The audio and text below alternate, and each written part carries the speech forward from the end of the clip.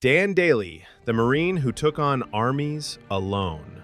There are legends, and then there's Dan Daly. Born on November 11th, 1873 in New York, Dan Daly was just 5'6" and 135 pounds, but inside him burned the spirit of a lion. A scrappy amateur boxer, paperboy, and student of history, Daly grew up idolizing American heroes.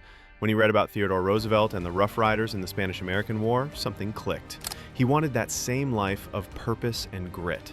So, at just 16, Daly enlisted in the United States Marine Corps in 1899.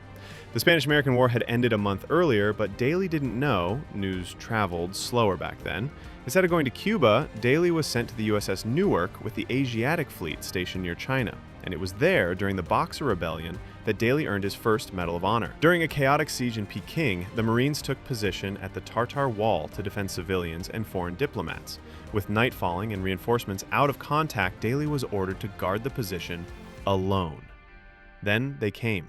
Hundreds of Boxer rebels swarmed the wall armed with swords, staffs, and makeshift weapons. They believed their martial arts made them bulletproof. Daly held his position alone through the night, firing a machine gun, switching to a rifle in a jand, reloading under fire, and refusing to back down. When the Marines returned at dawn, they found Daly alive, smoking a pipe surrounded by bodies. He looked up and said, "I stopped firing because they stopped coming." That act of unimaginable courage earned him the Medal of Honor. Fast forward 15 years, it's 1915. Now, Gunnery Sergeant Daly is deep in the jungles of Haiti during the Echoes Rebellion. His unit is ambushed. The company's only machine gun is lost in a river when the horse carrying it is shot. Daly, he dives into the river in total darkness, alone, and retrieves the weapon piece by piece. He carries it back, over 200 pounds of gear, and uses it the next day to lead a counterattack, scattering over 400 rebels. That earned him his second Medal of Honor. Only 2 Marines in history have ever earned the Medal of Honor twice.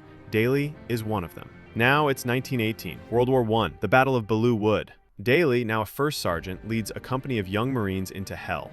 When his commanding officer is shot, Daly takes command.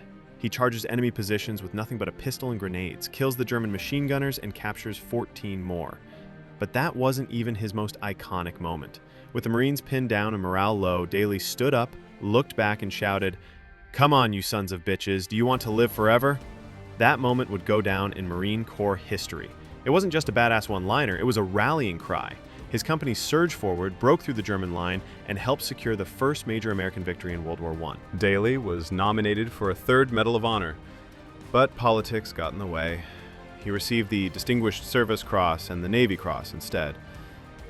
He retired as a Sergeant Major, famously turning down officer promotions because, in his words, "I'd rather be an outstanding sergeant than just another officer."